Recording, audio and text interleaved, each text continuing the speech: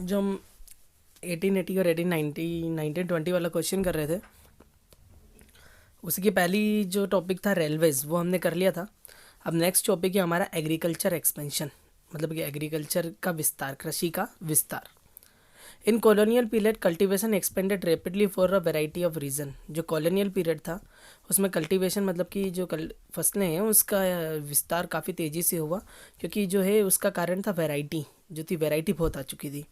First, जब British directly encourage the production of commercial crop. दूसरा, British जो थे वो कॉमर्शियल मतलब कि जो व्यापारिक फसलें हैं उस पर ज़्यादा ध्यान दे रहे थे, उसको बढ़ा रहे थे। Second, in the early 19th century, और दूसरी बात थी कि जो 19वीं सदी की शुरुआत थी, the colonial state thought that forest were unproductive. और जो कॉलोनियल थे वो सोचते कि जो फॉरेस्ट है वो ज़्यादा उत्पादन नहीं कर सकते, अनप्रोडक्टिव है। They were considered to be wildness that had to be brought under cultivation. इसलिए वो जंगलों को काट करके कल्टीवेशन में ले लेते थे, मतलब कृषि करने के लिए ले लिया करते थे। So that the land could yield agriculture products and revenue. तो इस प्रकार हम कह सकते हैं कि जो लैंड है वो एग्रीकल्चर प्रोडक्ट्स के लिए ही मतलब ली जाती थी। Revenue and enhance the income of the state. कर लगा करके, टैक्स लगा करके राज्य की जो है आय चलती थी। So between 1880 and 1920 cultivated area rose by 6.7 million hectare. तो 1880 से 1920 तक जो है मतलब कल्टिवेटेड एरिया मतलब कि इतना 6.7 मिलियन हेक्टेयर का जो एरिया है जो 1880 से 1920 के बीच में बढ़ा। 6 मिलियन हेक्टेयर भूमि जो है खेती के लिए बढ़ी। तो यहाँ पर पहला पॉइंट रेलवेज था, उसके बाद दूसरा पॉइंट जो भी हमने किया एग्रीकल्चर एक्सपेंशन। अब इसके बाद नेक्स्ट पॉइंट जो है हमने लिया है, उस पॉइंट का नाम है कॉमर्शियल फार्मिंग। मतलब कि इसके बाद आपको कॉमर्शियल फार्मिंग की एक्सप्लेनेशन मिलेगी।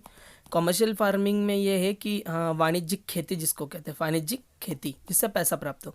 The British directly encourage the production of commercial crops. जो ब्रिटिश है वो वाणिज्यिक खेती करते थे डायरेक्टली और उसी को बढ़ावा देते थे। लाइक मतलब जैसे कि जूट, शुगर, जूट, शक्कर, वीट, गेहूँ एंड कॉटन मतलब कि रुई।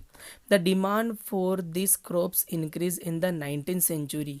इनकी मांगे 19वीं सदी में बढ़ने लगी। Europe where food grains were needed to feed the growing urban population.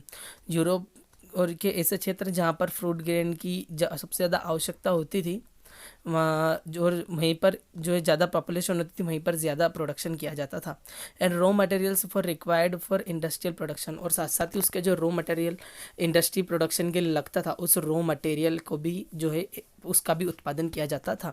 मतलब कि ऐसी फसलें जिनसे पैसा प्राप्त हो और साथ साथ ही ऐसी चीज़ें जो रॉ मटेरियल के रूप में इंडस्ट्रीज़ में काम आए, उन दोनों चीज़ों का उत्पादन चलता। उत्पादन के साथ साथ जब उत्पादित होने के बाद उन्हें बेच दिया जाता और उससे ज़्यादा से ज़्यादा पैसा कमाया जाता। तो कहीं ना कहीं जूट, शुगर, वीट और कॉटन जो थे ये मेन सोर्स थे जिनकी डिमांड थी, मेन क्रॉप्स थी जिनकी डिमांड थी। और इन डिमांड के तहत ही अंग्रेज सरकार क्या करती थी, ज़्यादा पैसा कमाती थी। और 19वीं सदी की शुरुआत से ही जो है इसकी एक बड़ी डिमांड बढ़ गई। और डिमांड बढ़ने के साथ साथ ही मतलब ये क्लियर हुआ कि जो अर्बन पॉपुलेशन है वहाँ की उसकी भी जो मांगे होती है, मतलब जो ज़रूरत होती है, उस ज़रूरत को पूरा करने के लिए एक रॉ मटेरियल के रूप में इंडस्ट्रीज़ को बस चीज़ें उपलब्ध करानी होती है, जिसको उत्पादन करके अपने ज़रूरत अनुसार ढाल करके इंडस्ट्रीज़ लोगों की ज़रूरतों की पूर्ति करती है। तो यहाँ पर ये हमारा जो पहला पॉइंट रेलवेज जो हम सैटरडे को कर चुके थे, उसके बाद एग्रीकल्चर एक्सपेंशन जो आज किया है हमने कंप्लीट, और उसके बाद एक कॉमर्शियल फार्मिंग जो हो गया। अब इसके बाद जो हमारा अगला पॉइंट है वो हमने लिया है टी कॉफ़ी प्लांटेशन। मतलब कि टी और कॉफ़ी का प्लांटेशन मतलब कि पौधा रोपण, टी और कॉफ़ी का।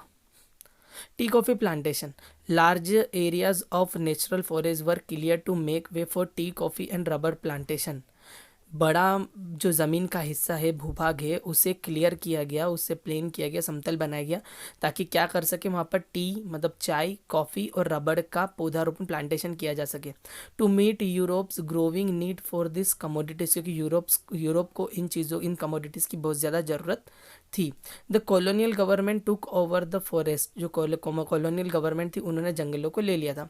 And gave waste areas to the European planters. और जो वेस्ट एरिया था वो यूरोपियन प्लांटर्स को दे दिया था। कैसे? एट चीप रेट्स, सस्ते भाव में। This areas were enclose and cleared of forest. ये जो एरियाज थे जो इनक्लोज हो गए और क्लियर हो गए, जो कि क्या थे, जंगलों के थे। एंड प्लांटेड विद टी और कॉफ़ी, और सारी चीज़ों को हटा करके यहाँ पर जो है प्लांटेशन किसका किया गया, टी और कॉफ़ी का, ताकि जिसकी मांग है उसका प्रोडक्शन हो सके। प्रोडक्शन के साथ साथ जब उसका हाई प्रोडक्शन होगा, ज़्यादा प्रोडक्शन होगा, तो ज़्यादा मात्रा में बिकेगी, और जल्द से जल्द मतलब मीन्स जब बिकेगी तो आसानी से क्या हो सकेगा, प्लांट टी और कॉफ़ी को बेच करके ज़्यादा से ज़्यादा पैसा कमाया जा सकेगा। ये किसकी नीति थी, ब्रिटिशर्स की नीति थी, यूरोपियंस की नीति थी। तो क्लियर हो गए हमें ये 3 पॉइंट भी। रेलवेज का हमने पहले कर लिया था, एग्रीकल्चर एक्सपेंशन, कॉमर्शियल फार्मिंग और टी कॉफ़ी प्लांटेशंस। ये तीनों टॉपिक हमारे आज क्लियर हो चुके हैं। अब हम ध्यान रखेंगे, अब हम आगे के जो क्वेश्चन, ये जो चैप्टर है इसके इतने ही क्वेश्चन हमें करना है, आगे हम जो है नेक्स्ट क्वेश्चन की शुरुआत करेंगे। तो हमारे चारों पॉइंट्स के टॉपिक क्लियर हो चुके हैं, और ये थर्ड वाला जो क्वेश्चन है चैप्टर का वो भी कंप्लीट हो गया है।